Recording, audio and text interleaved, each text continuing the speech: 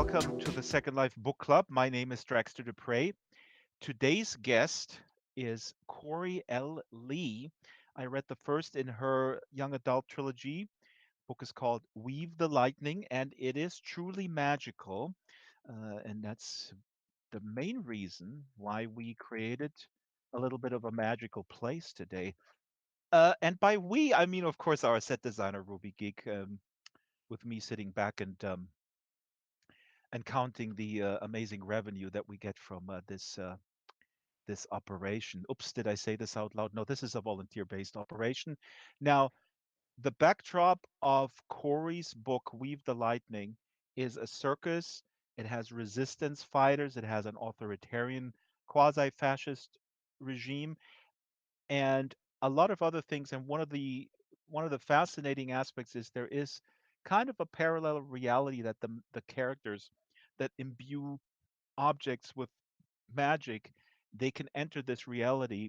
It's called Susednia, and we'll ask Corey about it, how she came up with it. And for us in Second Life, this is of course pretty awesome because we live in a parallel reality, arguably the metaverse, although maybe Mr. Zuckerberg will object. Anyways, let's enter the revolution, shall we? I mean, the true life circus, because I kid you not, true life is one of the realities that is very important in the book, and that's the reality that we know.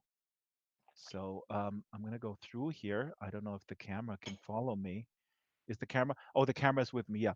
Now we're in the circus.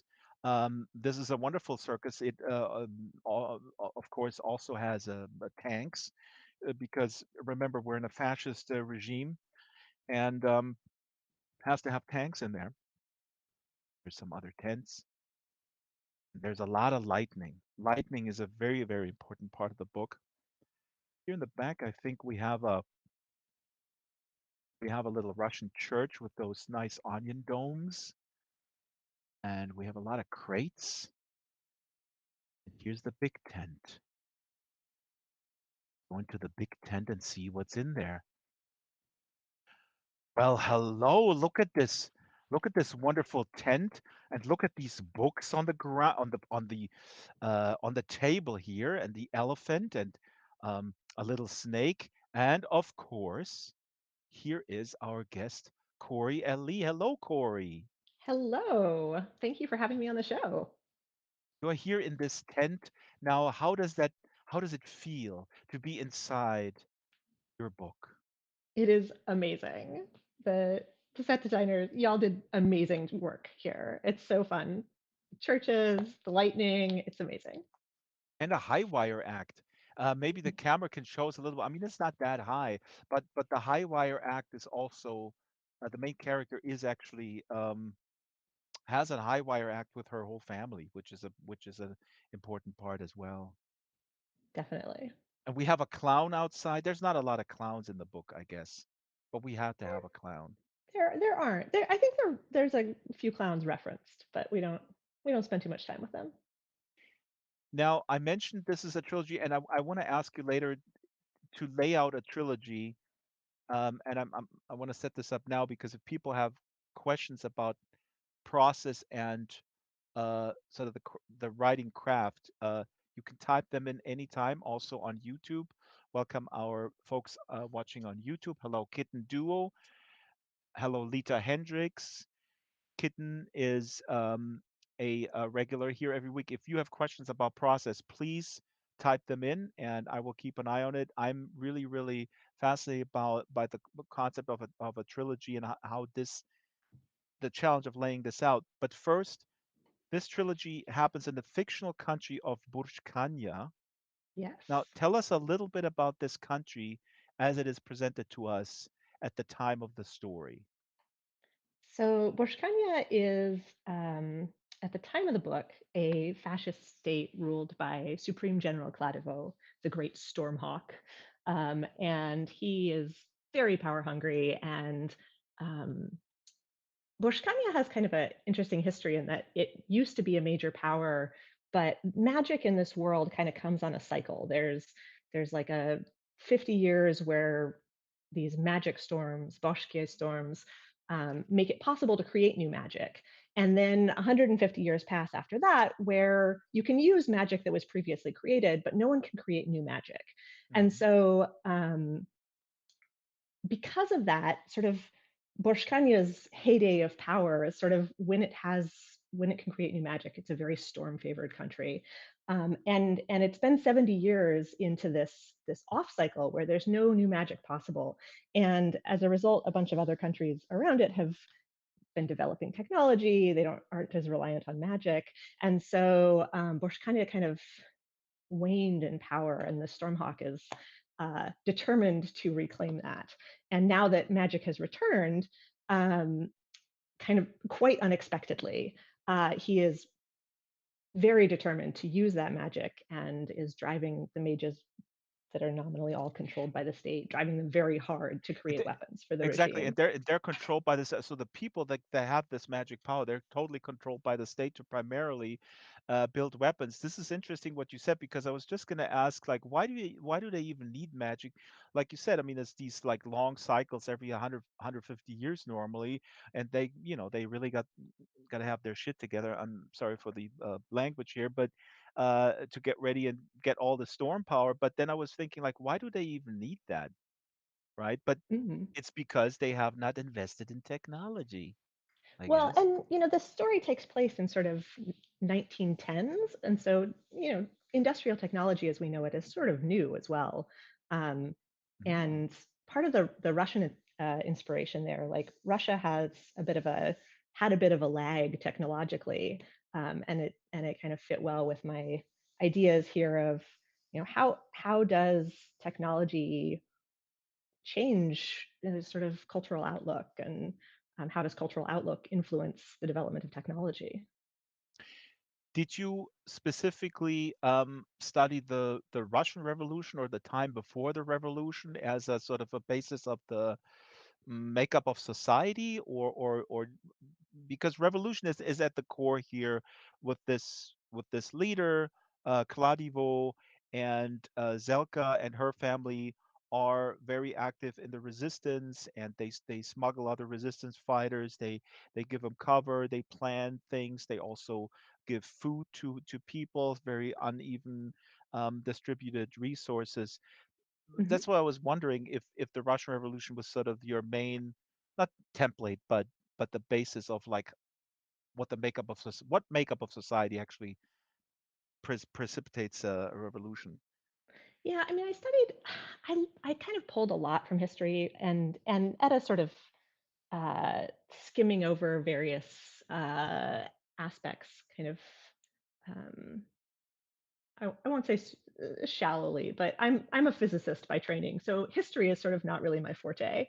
Um, and so it was sort of like, oh wow, this is interesting. Oh wow, this is interesting, and kind of like following rabbit holes to explore that. I read a lot about fascism and what kind of precipitates fascist regimes, Hmm. kind of across kind of history, to sort of look into like what situation can kind of foment this unrest. And I really wanted to play with the idea of one of the things that fascinates me about fascism is that people, like ordinary people, sort of really get on board with it, right? Like it's not just the dictator at the top who's saying rah rah, we're going to be horrible, right? It's everyday people who have been um, kind of hoodwinked into believing that this oppressive system is good for them, and maybe it is good for them and it's horrible for other people, and Yep. the kind of mentality that goes into buying into that and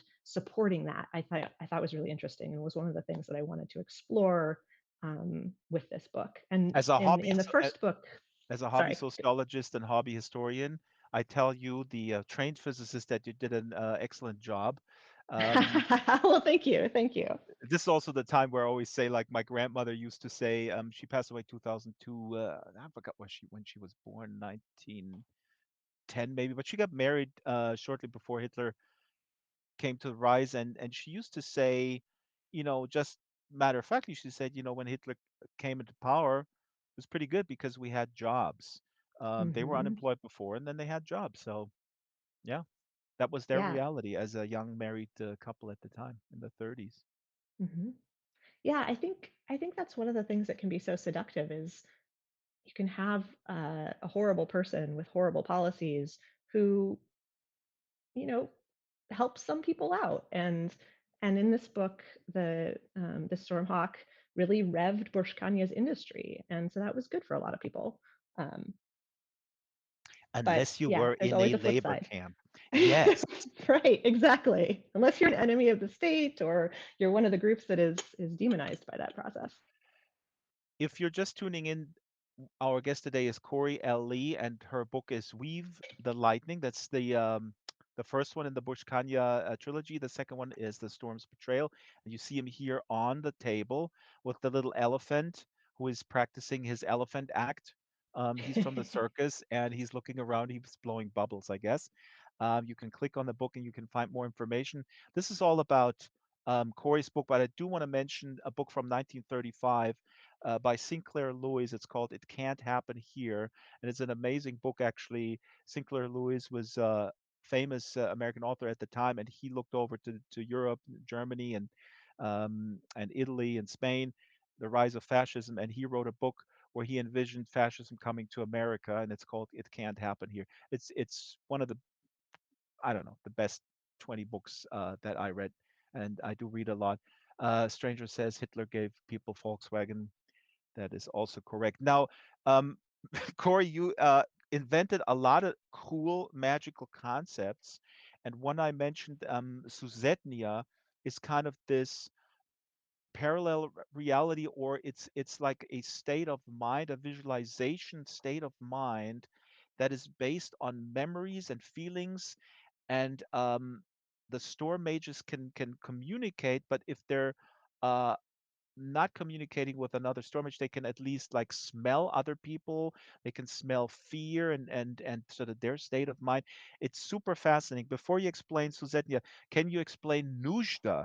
Because Nushta is another concept, and Nushta, and fear not, dear audience, we'll hear Corey read as well. It's not going to be like a dry dissection, like a. I know she's a physicist. She loves lectures and stuff, but Oh, stereotyping me. Oh my stereotype. goodness. Boom. Um, yeah, the Nushta is referenced, and there is a combat Nushta. There's a core Nushta, protective Nushta. So explain a little bit the Nushta, or I mean, you know, take it where you will. I mean, they harness the power of this lightning, and Nushta plays an important role. Yeah, so Nushta is sort of like so at some point in the book, Garrett likens magic to pottery. And I think it's a decent analogy. There's to build a pot, right? You need clay to build it out of, you need sort of the skill to work it, and then you need a kiln to fire it so that it holds its shape. And Nushta is the clay of magic.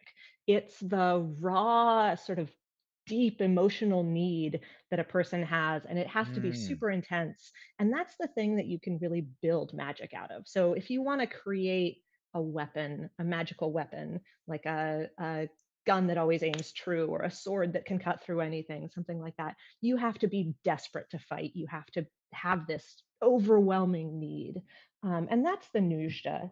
And you were talking about Susednia before. Susednia is this sort of space of needs and ideas where magic manifests for those people who are strong enough to create new magic. Mhm. And when a character is pulling on a Nujda, trying to create new magic, it warps their Susednia. So I see. So the normally, pulling on the Nushta is also, you can kind of irritate someone. It's like you posting on Facebook that vaccination is, the devil and Bill Gates drinks people's blood, and that enrages you. Is that kind of like, because in the book, I'm joking, but in the book there is several scenes, or one core scene where the military is sort of um, putting one of the storm mages, or the storm cadets, into a situation where he is threatened, mhm, and fight, and that kind of fight or flight state is yeah, supposed to make him more powerful, more able to pull the power of the lightning down into him. right.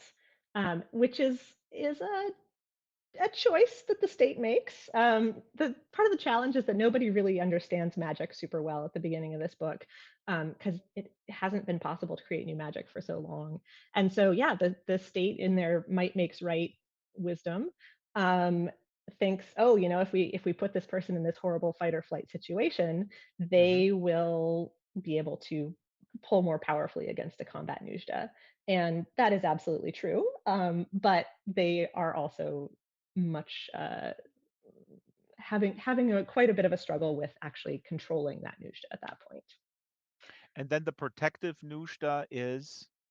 Is it kind of similar? Like if you imagine sort of like a historical event where like there's people who are about to attack your town and you're desperate to save your family or your friends, maybe you're so desperate you can have this overwhelming need to protect, and Mhm. maybe that lets you imbue magic into a shield or Oh, something to ah. like blow people, shove people back away from you, something like that.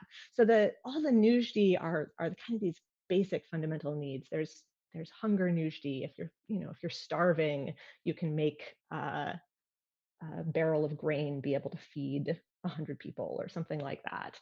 Um, and yeah, I think one of the things that really excited me about this idea is I love it when magic is really deeply tied into a person's core, into who they are, but also sort of affects the world around them, affects their emotional state.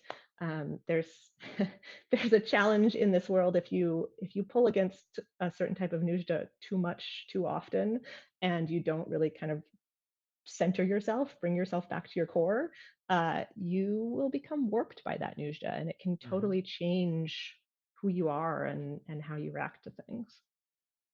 This is really fascinating. But does that also mean, actually, here Silo says something interesting in the chat. She says, I thought magic societies were always closed societies. Comment on that a little bit, Corey, because again, this is in the context of a fascist authoritarian regime. And of course, to them, this is a resource that they actually don't want to that they want to completely control. So uh Yeah, yeah. that's something that really comes to a head in book two. The the state really wants to control all mages, wants to control magic in general. But storm magic in Borshkanya is kind of a great equalizer, actually, because it is based on these desperate needs. The people who are most likely to have desperate needs sort of out in the wild without training are people who are oppressed, people who are poor, who are starving, who are, being beaten down. And um, that was one of the things that I chose to do really deliberately with this magic system, because I wanted to have a fantasy world that was really egalitarian in terms of gender, in terms of sexuality, things like that, race, and because I'm just tired of reading, sort of Western European medieval patriarchal kind of magic systems and Mhm. fantasy novels. And so I was like, okay, if this magic kind of preferentially goes to people who really have these desperate needs, we're going to grow up a system or grow up a society that isn't patriarchal, that isn't going to be like, oh, you're a woman who loves a woman, like that makes you horrible. Like when people sort of all across the board can do magic, uh, it influences society. But now, of course, magic's been gone for a while, and uh, the fascist regime has come in. So things are in conflict, in transition. And this is so interesting. Now the lightning. This is where actually this is a little bit later in the hour. But let's talk about this right now. But first, we need to acknowledge that there's a giant snake here on the ground. If the That is camera can show wonderful. us the giant snake, this is actually our friend, our regular shadow blade from Australia, and he has been manifesting as a snake as of late. He has many different embodiments, but the snake today is very apt, very important, because the snake Nina plays a big role in Weave the Lightning. And let me just tell you also, Corey, what I really like about this book, and this is fascinating to me as a reader. endings. Your ending is very good, and we had a lot of authors on who say, really, oh, that makes me really happy because I agonize over the ending, and as I mean, I understand, the type of the visual media that I create. The ending is I agonize over this all the time. Um, but your ending is wonderful, and it there's a bunch of huge sort of I don't know developments that come sort of back to back, and this snake plays a big role. So, anyways, you don't Thank have you. to spoil anything. Just kudos to the ending. It's good. Well, thank you. Thank you very much. It's great Now to hear. you're a scientist. You have very few videos online. Weirdly enough, for scientists, but you have one about the science of lightning. Now, lightning plays a big role, of course. And what I learned is that actually a lot of people died in the Middle Ages Yes. because they were It's bell a ringers. terrible job. Yep. Yeah, I just put up this slide. This is a slide from your presentation. You people can find this on YouTube. Bell ringer was a dangerous job. One 18th century German book cites 386 church steeples struck in a 33 period, killing 103 bell ringers. Now, why did they ring the bell during lightning storms to Yes. stop the lightning? Yeah, it was because science not so strong yet there. They thought It's that magical ringing the bell thinking. during a lightning storm would break up the thunderstorm and make it less likely that their town would be hit, right? Because if you get hit by lightning and you have like a wooden house, right, or a thatched roof cottage, right, that's going to burn you to the ground. So yeah, there was a bell ringer job of, and a Wow. lot of these bells had this Fulgara frango inscription, meaning I break up lightning flashes, Yeah, and which then I die. doesn't work. Yeah. Fulgara frango, and then whatever then in Latin would be. I should know this. I studied Latin at school, but that was 30 years ago. That is absolutely fascinating. And then here's another just a screenshot from your presentation. Then this is the Benjamin Franklin experiment. When was that here? 1750s. But but you say don't grab that rod. So can you remind us what this experiment was about? Like people grabbed the rod Well, so and thought so we what? think of right, we think of Benjamin Franklin's like Kite Experiment, which is the much more famous thing. But before that, the thing that he actually proposed, you can see in this little slide, there's this little dude standing in a house with a metal rod sticking up in the sky, and Mhm. He's the touching the rod, and then theory. the other hand is at the on the wall there. Well, yeah, Mhm. his other hand is sticking out just into the air, and the theory Ah, was if lightning is electricity, because they didn't know that at the time. They were sort of theories that it could be electricity, but actually testing that was hard. And so they thought if there's sort of electricity in the sky, the rod will get electrified, and then if you touch the rod, then your hand will be able to make cool little sparks, which of is a lovely idea, but if that rod happens, that metal rod that's sticking straight up into a lightning storm happens to get struck by lightning, then all that electrical current passes through the person and they die. And it actually did kill somebody while attempting to perform this experiment. it's pretty clear to me now why you did have to write this book. I'm not going to ask that question if there was any other option for you to create another source, an alternative source for the magic other than lightning. You seem to be quite the lightning aficionado.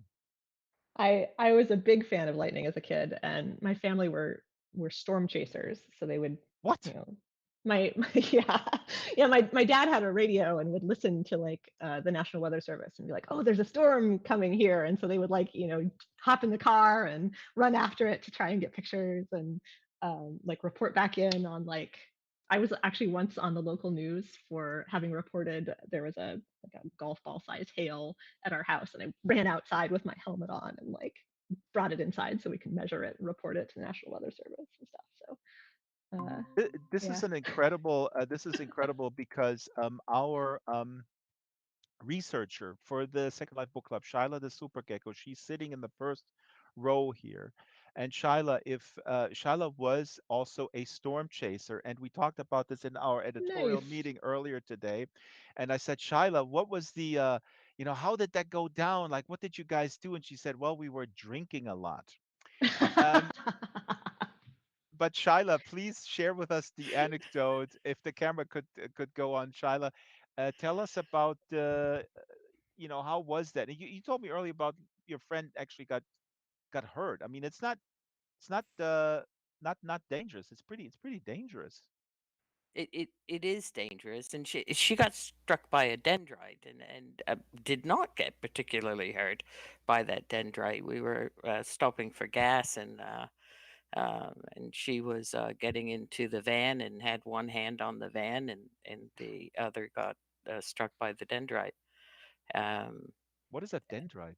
a dendrite is one of the when you look at a lightning bolt, it has all these kind of tendrils coming off of it, and the dendrite is one of those. Oh, And it's a smaller part of the bolt, the primary bolt.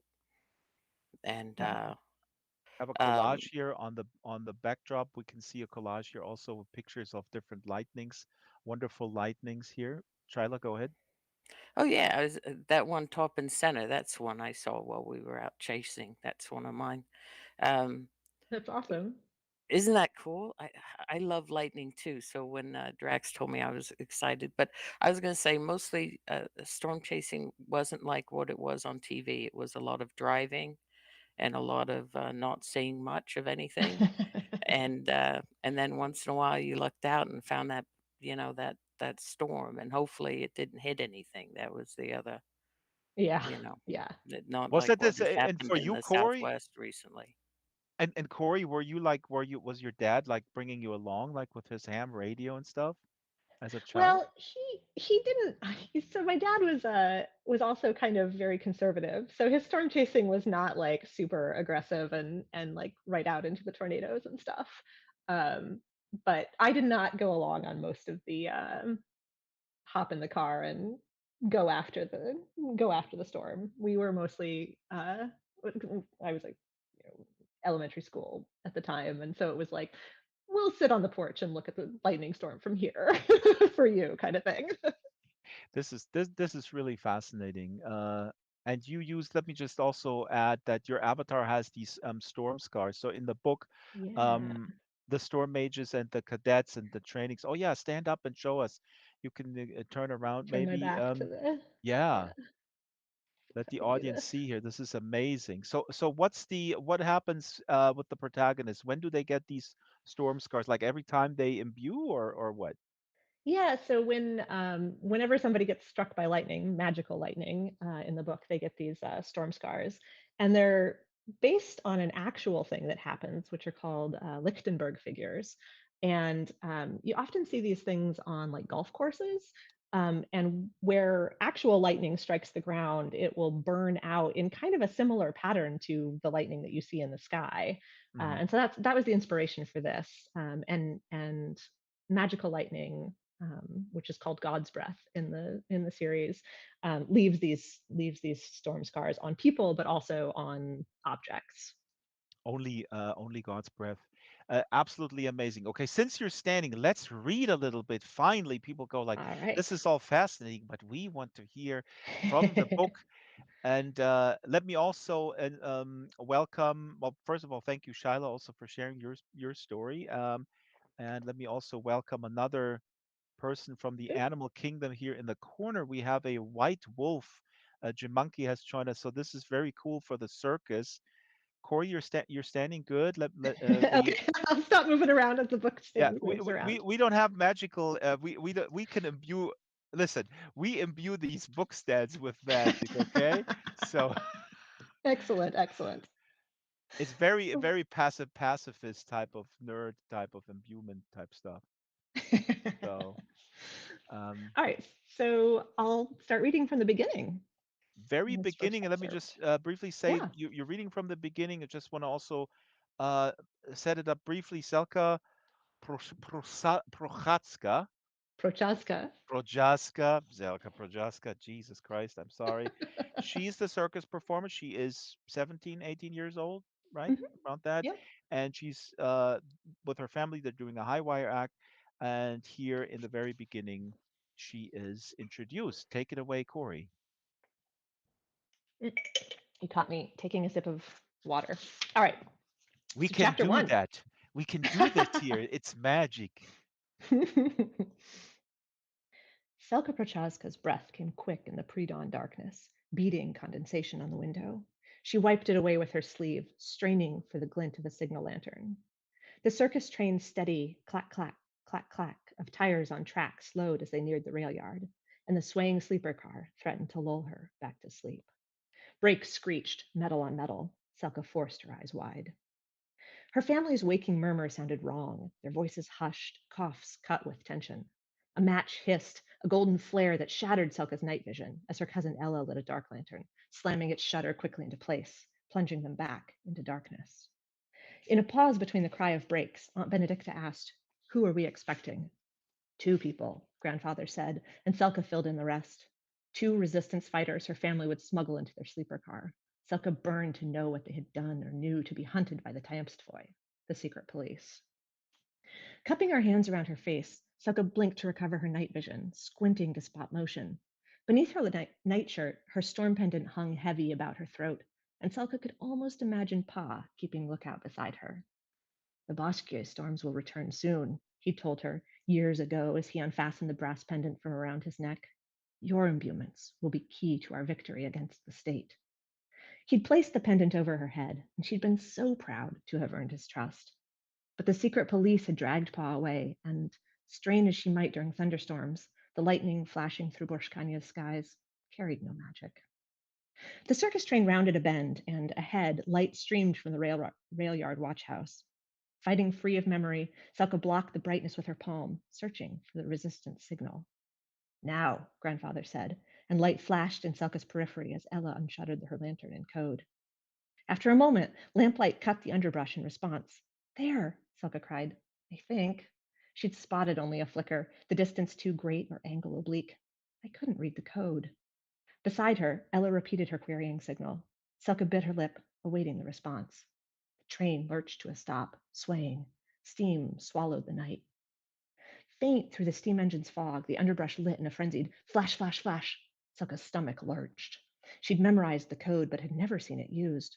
"Pursuit!" Her whisper sounded dangerously loud over the ping of cooling metal. Aunt Benedicta cursed. "We have to abort." "No!" Selka squinted into the darkness where she'd spotted the signal, hoping the warning had been a mistake. Her throat tasted of bile, but surely their contacts would only risk the rendezvous if they carried important information. "We have to help them." "Silence," Grandfather said. Shouts filtered in from outside, and metal clanged as the roustabouts decoupled sections of the train. Selka's breath sounded harsh in her ears. Part of her wanted to take back her plea. If the secret police were already in the rail yard, further signals could lead them straight to her family. The Tiamstvoi could arrest them all, kill them all. "Quickly, Ella," Grandfather said. "Signal the welcome." Metal creaked as Ella unshuttered the dark lantern in a new pattern. Selka closed her eyes, touched her storm pendant, and sent a prayer for safety to the storm gods. "Andrik," Grandfather said, "take Selka's watch. Selka, can you see anything?" Selka's bunk sagged as Uncle Andrik knelt beside her, pressing his face to the glass. Outside, gravel crunched beneath running feet. The train swayed into motion again, stopped too suddenly. Blotting out the outside world, Selka focused on Susednia, the neighboring reality. The rail yard scents of creosote and coal smoke receded beneath sawdust and manure. Susednia coalesced around her until Selka stood on a high wire beneath a darkened big top, her feet in a perfect line, arms outstretched to aid her balance. All her life, her Susednia had taken this form. Dust motes danced in her spotlight, and the air hung humid and heavy, hot, like a midsummer's day. A dozen meters below, shadowy spectators gaped up at her. In place of her patched nightgown, Susednia costumed Selka in glittering sequins, her gossamer green sleeves rippling with the tiny motions of her arms.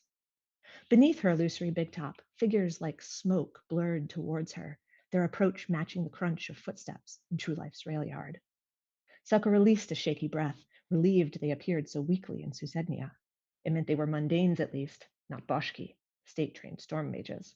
One potential threat eliminated. A sharp knock threatened to yank her from Susednia, but she clung to the neighboring reality as Grandfather swung open the door. Two people stumbled inside, Aunt Benedicta shutting the door behind them with barely a sound. Kicking up a breeze beneath Susednia's big top to draw the newcomer's scents towards her, Selka inhaled deeply through her nose.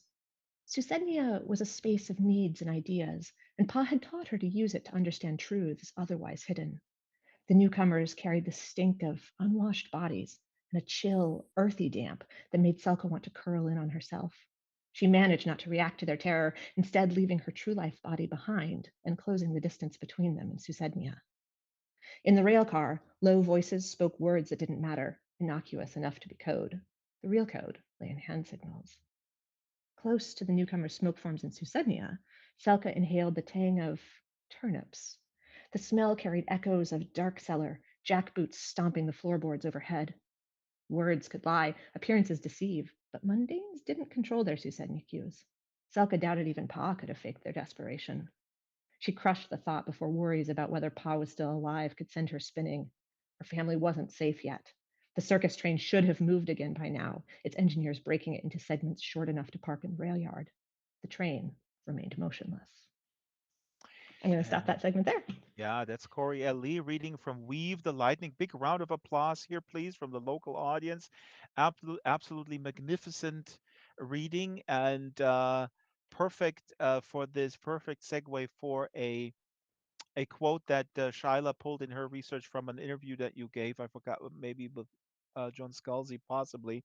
But you talk about forward tension. And this is interesting. I put it up on the board. You say, by forward tension, I mean the often external plot tension that pulls a reader through the story. In my Bushkanya trilogy, this tends to be resistant activities to weaken or tear down the fascist state in general, fighting the big bad, and the sequence of events that leads to it tends to be high in forward tension as the characters try and fail, as the villain pursues them, etc. Here also in this excerpt, we know right off the bat that Zelka's father was abducted, possibly killed by the secret police. Now, you mentioned forward tension, but that seems to me, as a reader who doesn't know anything about the craft of writing, I mean, what's the thing that is not forward tension? Is that backward tension? So the thing that is not forward tension is the thing that I love most in all the world. It is cross tension. So Ah, while forward tension is the thing that pulls you forward, cross tension is um, the sort of back and forth push pull between different characters, between different elements of the world, or your sort of classic is like the hero versus the villain, right? It's sort of um, I love to see cross tension, especially in dialogue, where you have two people who have different goals, different perspectives, and personally, I love it when they have to work together. But the sort of classic case is like the hero versus the villain, and they have sort of cross tension between them. Of the hero wants one thing, the villain wants another, um, and cross tension is sneaky for me because it can sort of masquerade as forward tension, right? If you think about the hmm sort of hero villain, right? You expect hero versus villain, that is going to be forward tension. The villain's trying to get their nefarious way and the hero is trying to stop them. But you can also uh, have just cross tension between them if they're sort of discussing, right, their philosophies or something like that. And in this series, because I have the resistance fighters and I have these people sort of trained up by the state, there's a lot of cross tension between um, what is right, what should we do, who should we yeah. trust.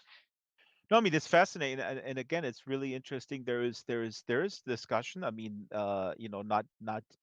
not in the entire book all the time, but there are spots where there's um, important discussions about how to move forward in terms of the revolution, what to do against the regime, and there are different opinions put forward. So I guess that also falls under cross tension because the main protagonists have different ideas how to move forward. Hmm. More radical, maybe a little bit more appeasing, maybe a little bit from the inside. And again, I'm not going to occupy this with this I'm not going to occupy this program and quiet our guest with a long discourse on Rosa Luxemburg, for example, in my own country, which is a fascinating figure. But that was a really cool touch of the book. I mean, these are young people. They're very passionate. They have uh, kind of privileged positions, each in their own right, and they have very different ideas of what to do about this whole thing. They Yep. all agree it's not good, although they're pretty privileged. Yes, yes. And I mean, Garrett, the other POV in this book, kind of starts out thinking the state is pretty good. He's the Hmm. son of the Stormhawk himself, and while Ooh, he's this is a not the, spoiler. I mean, it comes out in like, I don't know, chapter 2, as soon as we see him, I think. Okay, good. All right. But so he's very privileged, and he thinks that he has a right to power, and has been taught that the fascist state, that and that's what it is. That's the right way. Um, Gosh, it's worked well for my family. Yeah, And so him sort of learning to open his eyes is a big he part of needs to this be book. exposed. Yeah, and Yeah. he's exposed to the people are not doing so well. Speaking of Garrett, this is also Shyla prepared a bunch of slides based on your mood board, which I find fascinating. You have a mood board. So here is a slide of Garrett from your Pinterest mood board. I think it's publicly available if people are interested. Hmm. But Garrett is this.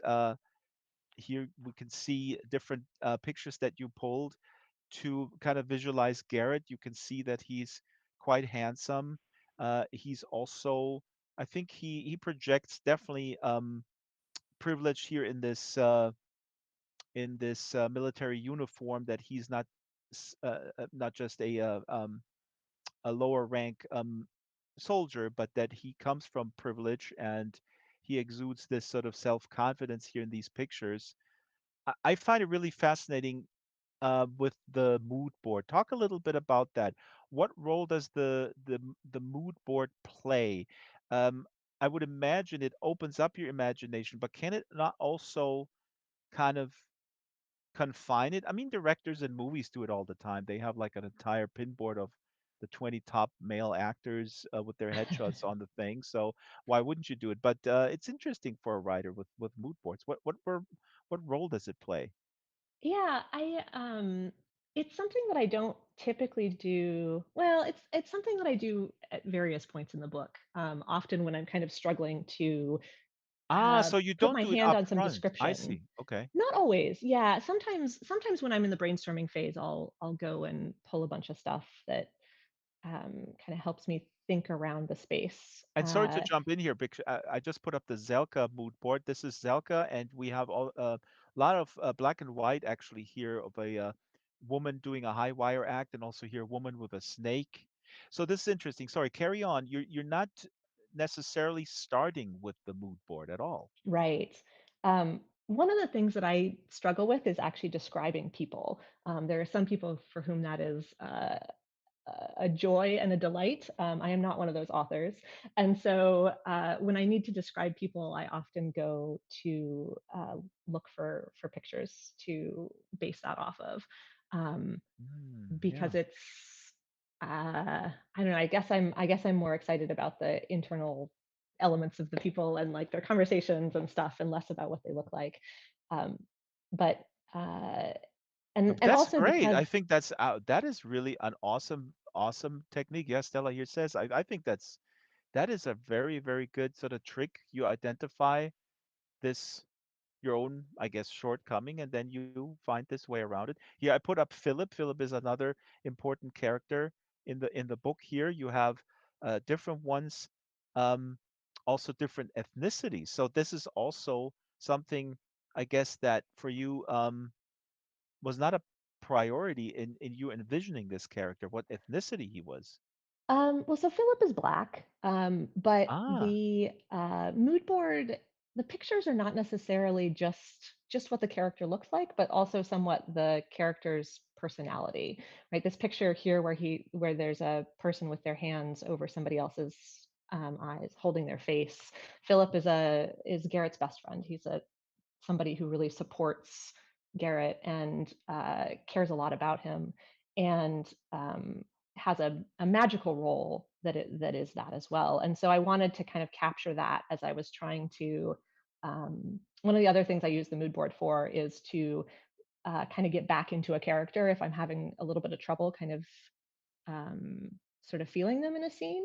And Hmm. so it's not just sort of the physical picture of what they look like. The one color photo here of Philip is more of the physical picture of what Philip looks like. But the other ones are often end up being things that make me think of the character and kind of get into their feel. Super interesting. Wow. This is cool. I have another one from your mood board. This is architecture, some towns here um, in Eastern Europe, Czech Republic, I believe, and Mhm. also these dome-shaped Russian churches here. So wow, this is quite interesting, Corey, how you approach that. And Yeah, so in yeah. that sense, but so you, I would imagine that you are aware. Do you have like a red light or flag or a stop sign or some warning sign in your head where it says, I am restricting myself visually now? In the sense like, okay, I have this sort of helpful tool, but now I actually want to go beyond it. Yeah, I mean, I think like the pictures here of the town are and churches are a good example. The Russian churches, Orthodox churches with their onion domes are kind of the inspiration for storm temples in this book. But because this is not our world, the storm temples are very intricately tied with the magic and the fact that there's lightning all over the place. And so when people go to the storm temple, they're actually these asymmetric buildings, and they have their onion domes and cool stuff that are kind of drawn from this Russian Orthodox feel, but they're these asymmetric things with a big open face so that the congregation gets actually to look out at the storm because you don't go to church just on Sundays or whatever. You go on storm days. And partly this is to make people be somewhere safe that has good lightning rods and stuff like that, that they're not going to be out in the field and get struck by lightning. But also because the storm gods are the gods for these people, that watching a lightning storm is a form of worship. Mm. And so that I think because I don't sort of, I guess, start with the visuals, or the visuals are sort of an aid. They're not really like, okay, this Exactly. is I what think I'm doing, right? yeah.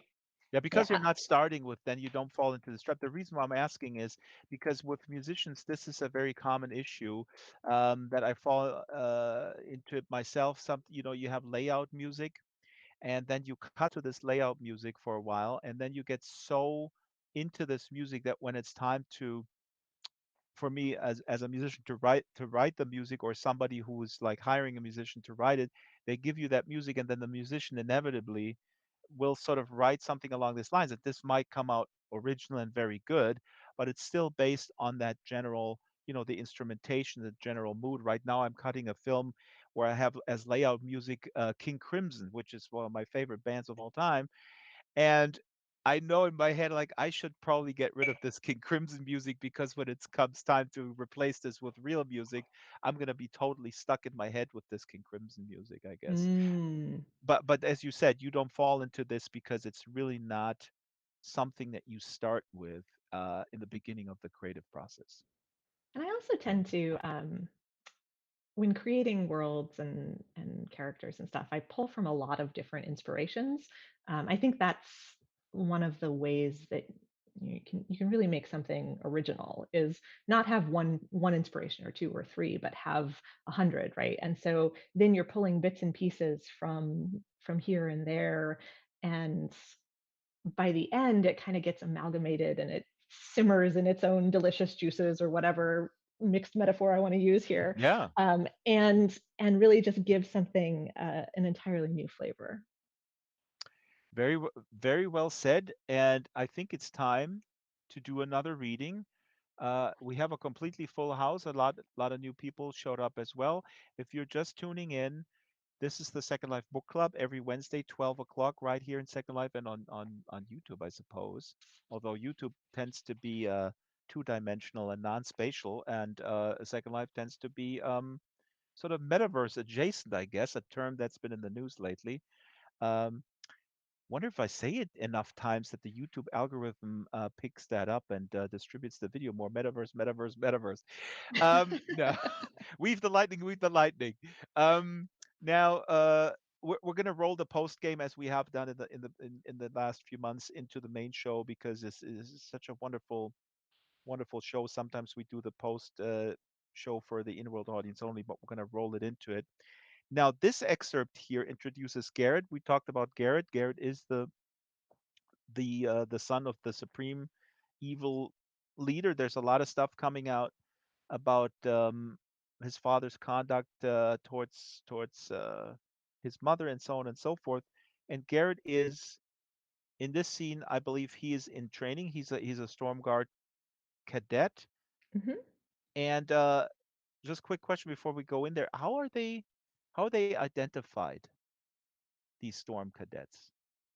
Um, like in terms of their uniform, in terms of their No, in terms mode of of their address, ability. like oh,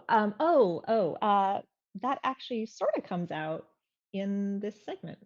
Funny you should ask. Oh, I see. So let's do it. All right. I've been trying to activate your concealment imbuement, Selka said. Garrett's gaze sharpened, though his posture remained deceptively relaxed. I can't get it to work. Garrett raised his chin, face studiously impassive. Beneath his gaze, Selka felt shabby, painfully aware of her fraying cuffs and faded blouse.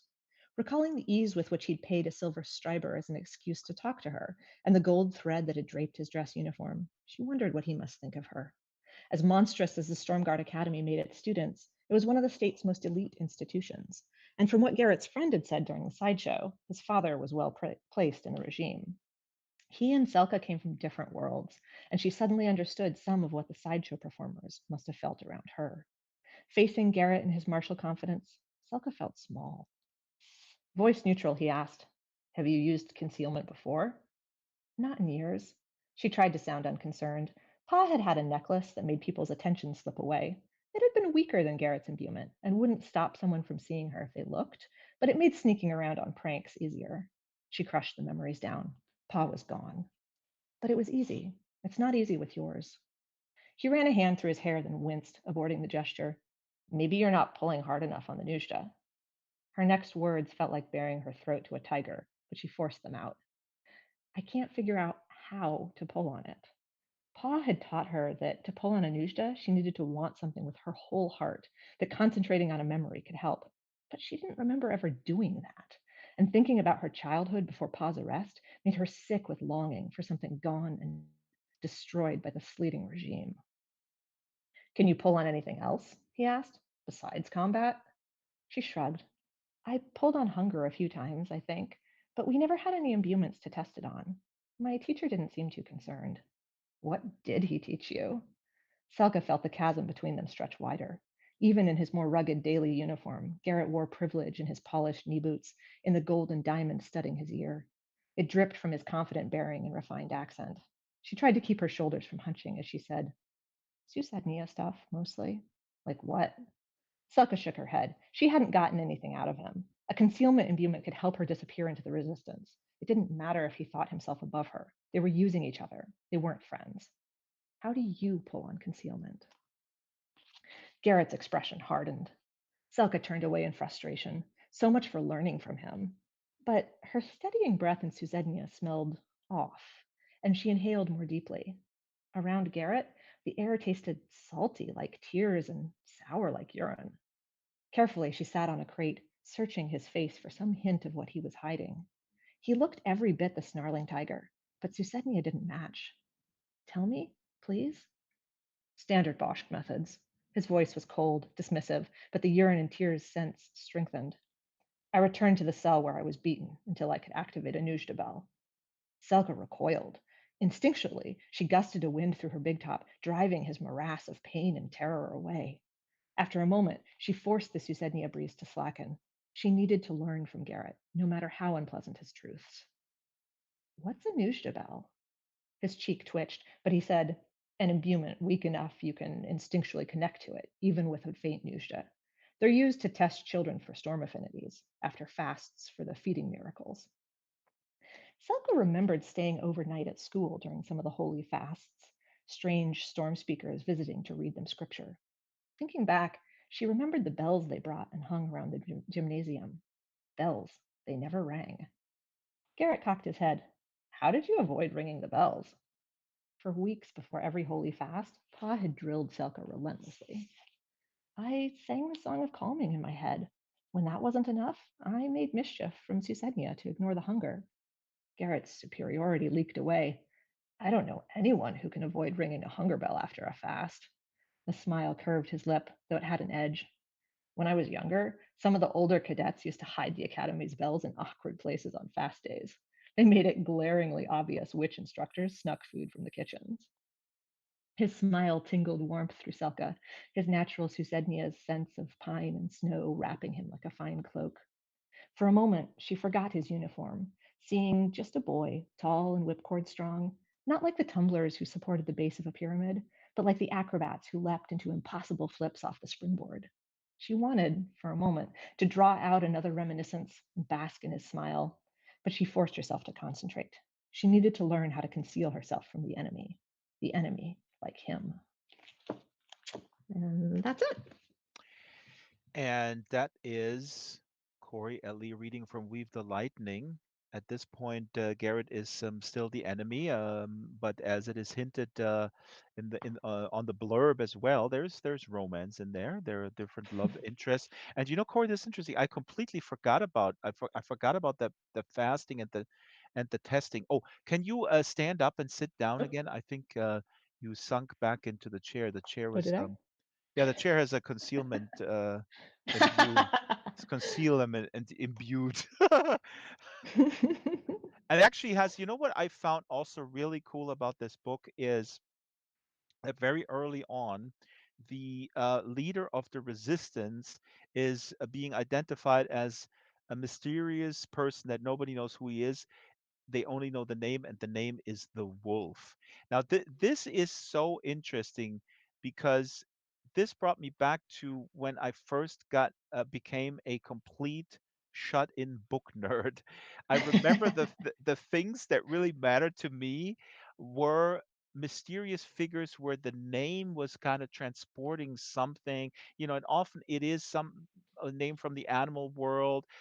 Sometimes it's some sort of composite, but the fact that you named this revolutionary leader the wolf is so brilliant. It's simple, straightforward, and brilliant. I was wondering if you had alternatives or if that just came to you and say, you know, the resistance leader is the wolf. It's just so awesome. Thank you. Thinking about it, I don't remember ever having another name for them. I think they were the wolf right away. The wolf, it's just there, the wolf, and you know, I was reading is like, oh my God, the wolf. Okay, I'm gonna keep reading. Um, Now, magic is the metaphor also maybe a little bit for a diverse culture. I don't want to read too much into this, but it's the contrast between an authoritarian regime and magic is obviously something that makes magic kind of a stand-in, I guess, for a different societal organization, right?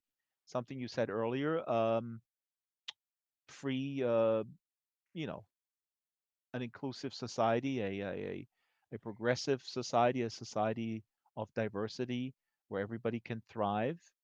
Is that something that you find often in fantasy literature? um, gosh, I don't know. Is I mean, that a I feel like trope? we're I mean, seeing I'm it. not an expert. I wonder if you research these tropes, like, you know what, magic is so cool in contrast with fascism because magic is so free and so dangerous and so sort of embracing humanity, and fascism is so embracing death. That's a great contrast, or is that just something that was always kind of in that type of literature? I don't think we see it all that often in fantasy. I mean, I think fantasy is broadening up a lot now. We're getting a lot more diverse voices starting to be published in the mainstream, but um, I think a lot of fantasy is still the magic is the magic users are the elite, and Hmm. they're their own sort of upper class that's very closed off, which is something that I just didn't want to do This because is it what, was a trope to some extent, and I right. was tired of that trope. In the beginning, you mentioned something of this conversation also that you were a little bit tired of another trope. What are some of these things that you're tired of in this genre? And I guess especially also YA because that's different too. Yeah, well, and this book sort of is actually marketed as adult, though I had, Oh. yeah, so it kind of straddles the line between YA and adult. The characters are teens, and as the series goes on, I think it gets a little bit more adult in its themes, um, but uh, and and to be perfectly honest, most YA doesn't have magic that's this complex. The magic in this is definitely uh, richer and sort of drawn, requires a little bit more from the reader, I would say. Right, at least watching your lightning tutorial on YouTube as a primer. That is No, required. That no, should no, be on that's the. not necessary. That's just fun. Mm. But you were asking about tropes. One of the big tropes that I wanted to uh, specifically step away from was this trope of patriarchy, and the a lot of times in fantasy the only female, or heaven forbid non-binary characters that we see, are the only sort of arc that they get is fighting against their oppression, Hmm. and I didn't want to tell that story. I felt like that story is sort of still predicated on like patriarchy as the default, and I didn't want that. So the magic is egalitarian across genders, and so I wanted the society to be egalitarian across genders, Hmm. which definitely gives this the society a different feel than a lot of fantasy societies, partly because we've got this very oppressive fascist regime, but we have women in top positions. We have gay relationships are totally normal, unremarkable. Non-binary folks are totally fine. Children are treated as non-binary when they're young, and then they choose their gender, and that's signaled by earrings that they wear. So there were a lot of social things that I just did not want to port from our world, that I wanted to say, hey, this is a totally new secondary world. Why would I just take baggage that we have here and include it full whole cloth? This is really wonderful, Corey. I think you only did this to kind of alienate a very rich British woman who is also kind of known in the world of fantasy, but feels that what you just discussed, which we all embrace here, I speak for the audience, she finds that highly problematic. Her name shall not be named, of course. Excellent. Um, uh, now let's actually. Oh yeah, we have a third reading. I want to ask a quick question, just because you are a scientist and you are attracted to fantasy. Why are you not writing science fiction? Well, started, so I was finishing up my PhD and I was really tired of doing hard science.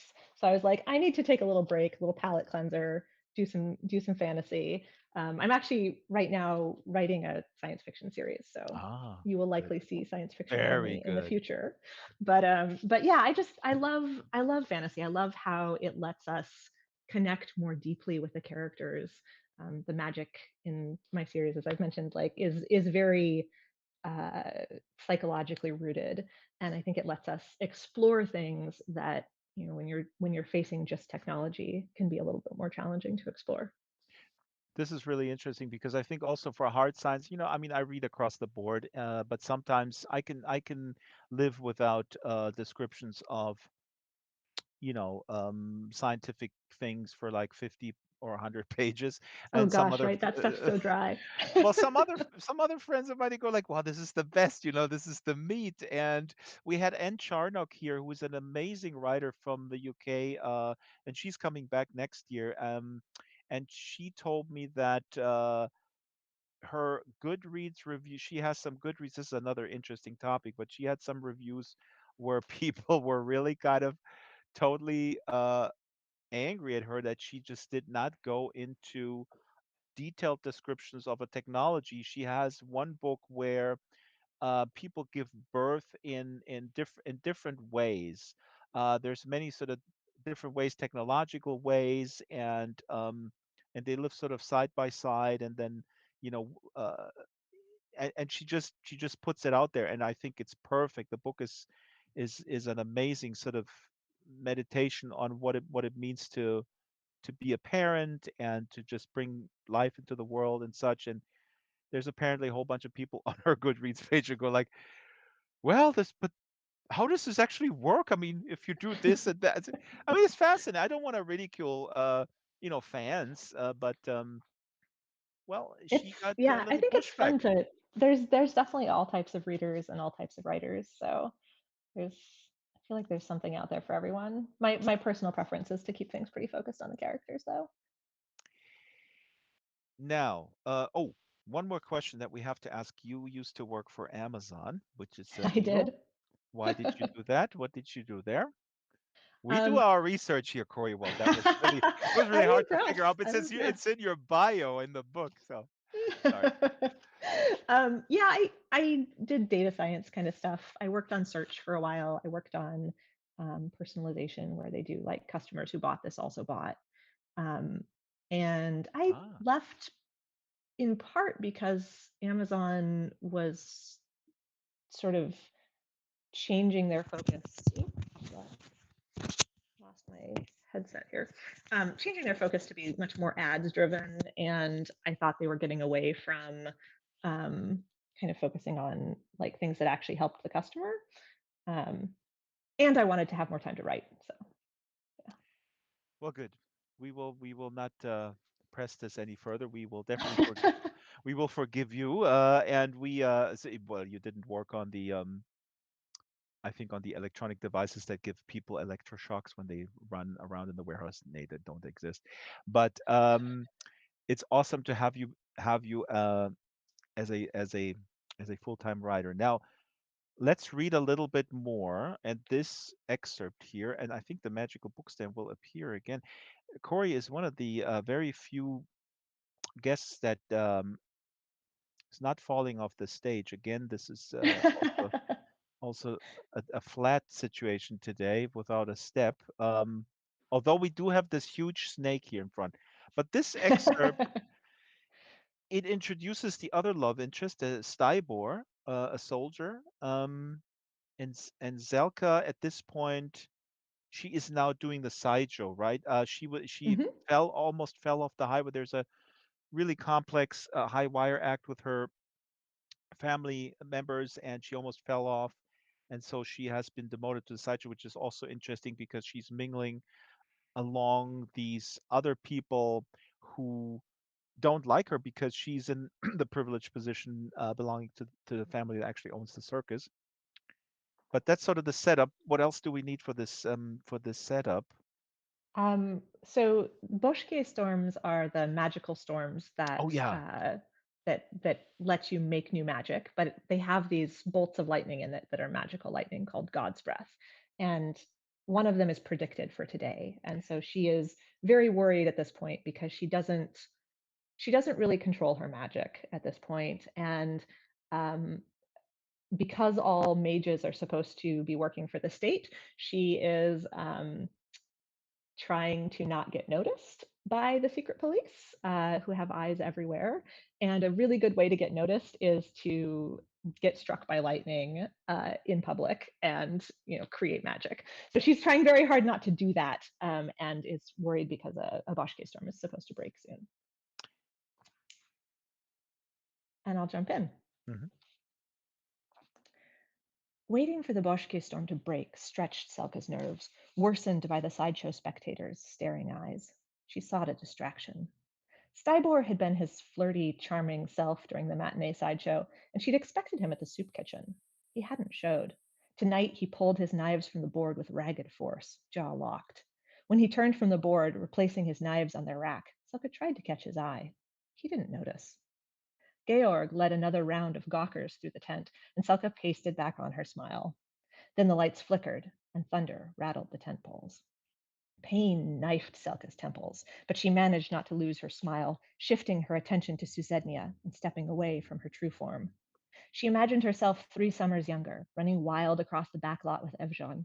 They'd competed in everything, seeing who could juggle the most balls or walk on their hands the furthest. She remembered permanent grass stains on her palms and falling over with laughter.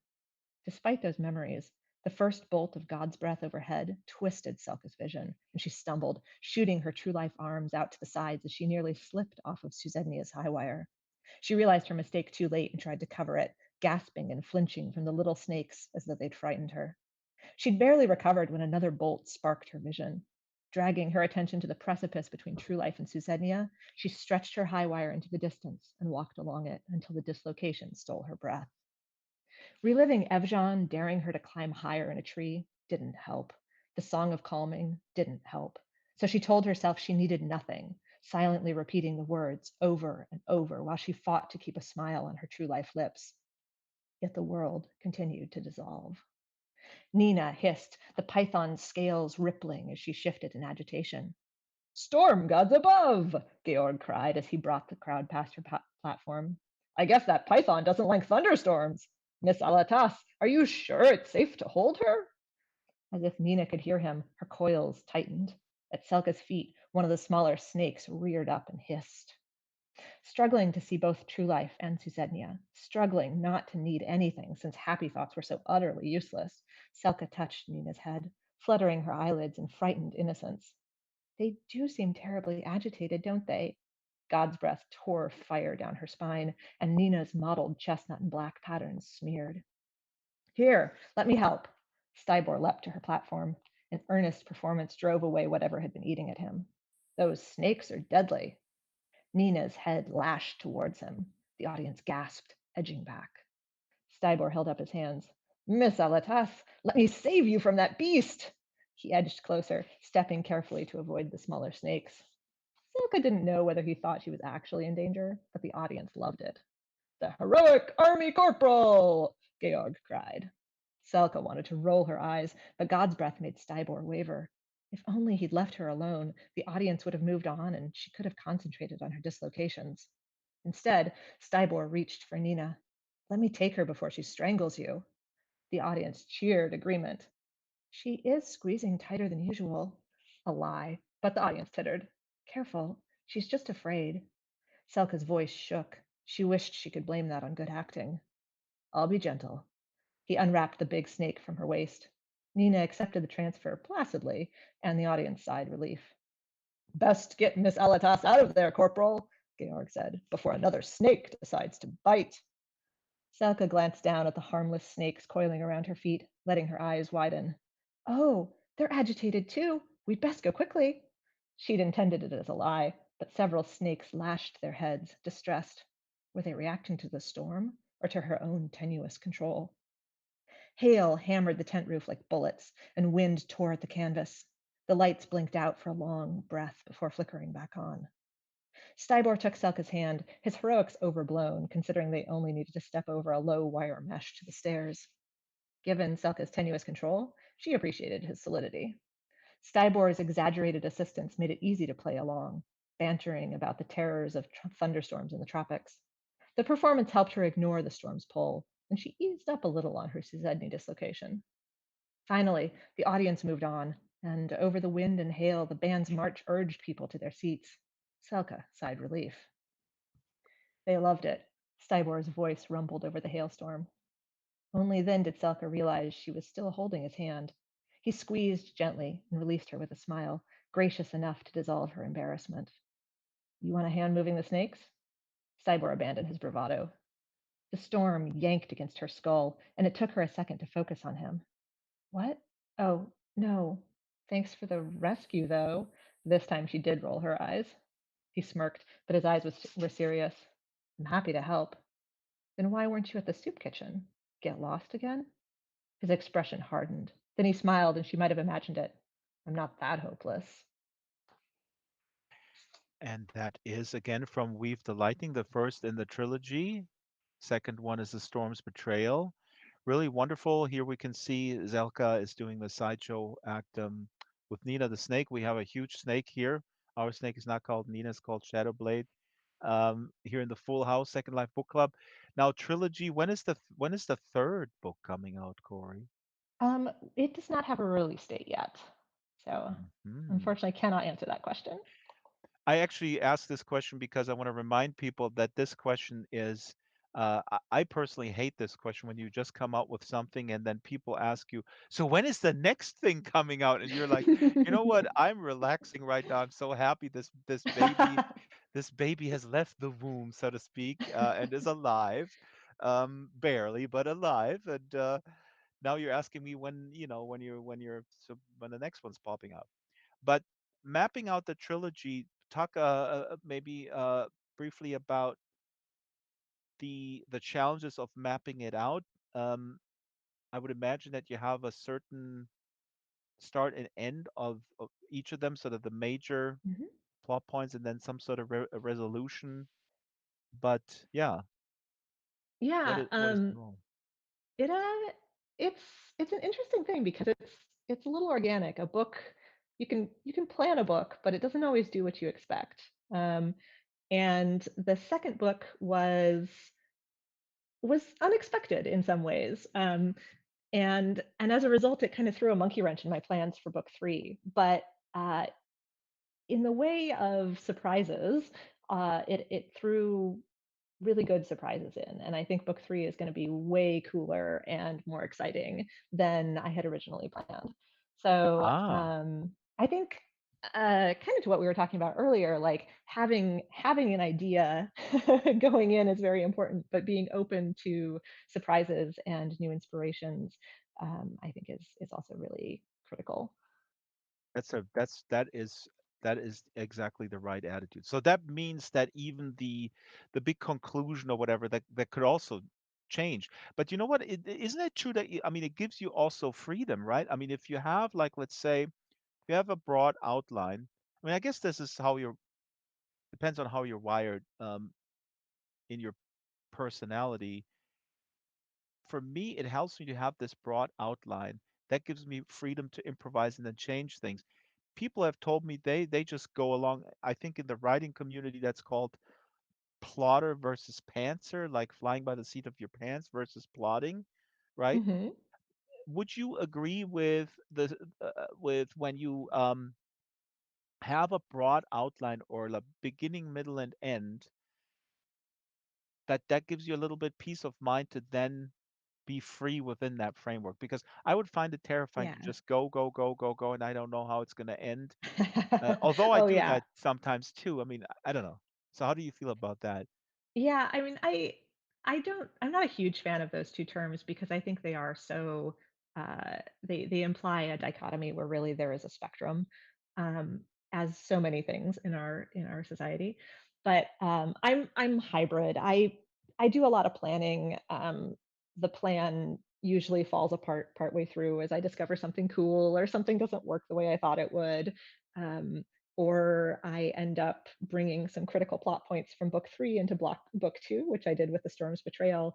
And so now book three has a larger scope than I had anticipated. Mhm. And I think being open to that and being able to say, okay, cool, what expectations? And when I sort of set out beginning to plan book three sort of in detail after book two was nailed down, I said, okay, what sort of expectations did I set up with books one and two? And how do I make this book three be a satisfying conclusion for the trilogy? And kind of set aside my original expectations for what that would look like before I had written book two and said, okay, what do these things need to go? What of these things are still really solid and things that I've set up because I had planned them ahead of time. So Mhm. they're definitely a mix. Alfred Studwell here on YouTube says giving birth in different ways, like while doing a handstand. That's a So exactly. So the trilogy gives birth in different ways. I guess, yeah. Thank you, Kitten Duo, for the super chat. Kitten says, Dragster, thank you for your great work every week. I give the thanks back to our authors that come to the show. It's really amazing the talent, the breadth of subject matters and approaches and styles that we have here. It's just wonderful, and big thanks to the audience that comes every week, fills this place. Actually, every week is a different place. Let's see if we have questions here. Widget, yeah, please hit the questions, and if I ignore them, please cut and paste them again. The chat goes by so quickly. We have 9 minutes left. Widget, if you have time to ask, where are Corey's readers based? Are they geographically widespread? That's a good question and related question because you released this during COVID. We had a lot of writers on here during COVID. I mean, it's very difficult. Um, so, do you know where your readers are based? And talk a little bit about releasing this during COVID. Maybe you had big dreams of touring the world on a book tour, and now you're I touring the did. virtual world. I had plans. Yeah, the Weave the Lightning came out in April of 2020, and The Storm's Betrayal came out this April 2021. And I had planned a lot of in-person kind of events. I'm based in Seattle, Washington, in the U.S. And so I planned a lot of things kind of in this area, but also traveling around. I typically like to be in person for things. I'm not much of an online personality generally. So COVID was a big shift for me. I don't really know the distribution of my readers, exactly where across the world they are. The publisher is UK. They distribute widely in English language. There's also an Italian edition that just came out. So hopefully there's Oh, wow. uh, some Italian readers now. It's always an Um, issue with translation. Translations are expensive, and a lot of publishers don't want to invest it up front if they don't see a big market there, I guess. Yeah. Yeah. But yeah, so I don't know. I think there's Corey's not a probably big a people's person. She's here with snakes and animals in a sense of place. I mean, well, we live here, Corey, so we feel completely present. We don't um, we wouldn't blame you if you see yourself a little bit visiting us on Mars, basically the equivalent of Mars, and go like, yeah, Mars is kind of nice, but I'm gonna go back to Earth. well, I really love that you all brought me here. It's so cool to see what you've all built and You created will also here. be in our gallery of floating authors. We have a huge gallery on Island One. You can teleport up in the sky. There's a floating, very, very strange but beautiful, huge sort of mountain top that is hand sculpted with a huge gallery of 60 plus. I don't know how many people we had in here now, 80 maybe. They're all there, and you can click on them. You can go to their website. You can meet people. We have between 300 and 500 people visit the islands and mingle and just talk about books every day. So That's it's awesome. yeah. We're winding down. I only have time for one last question. Who wants to ask the last question? If you don't ask it, I will. Trust me on that. Any questions? Let's see here on the YouTubes. We have the giving birth. We have Shyla is asking. Oh, Shadow says there was a rumor that if you got struck by lightning, you would get mythical pulse. Shadow, you got to read the book. That's what the book is about. You might be a storm mage. Who knows? Shyla's asking, can I ask, do you believe there is a way to resolve the divisions in our society to work jointly for the greater good? And if so, how do you imagine it looks like? I have Corey answer this question, but I'll answer it before. The answer is yes, through a revolution, Shyla. Sorry. It'll be violent, but it'll be necessary. I think that is definitely a possibility. I think there's also work that we can do sort of in our within our own strengths and our own passions. And that's definitely something that is one of the reasons that I write. I write to give people hope of a better future. And even when there are elements that are less hopeful, like the fascist state, all of my books have have that spark of hope, have that spark of people from disparate backgrounds and ideologies coming together, learning from each other, listening to each other. And I think that's exactly what we need to do is we need to talk, we need to listen, and we need to go outside our standard bubbles and look at people who are different from us in some way and say, gosh, they are different, but they are equal and they are the same in so many ways. And how can we make our world more just and more equal for all of those people?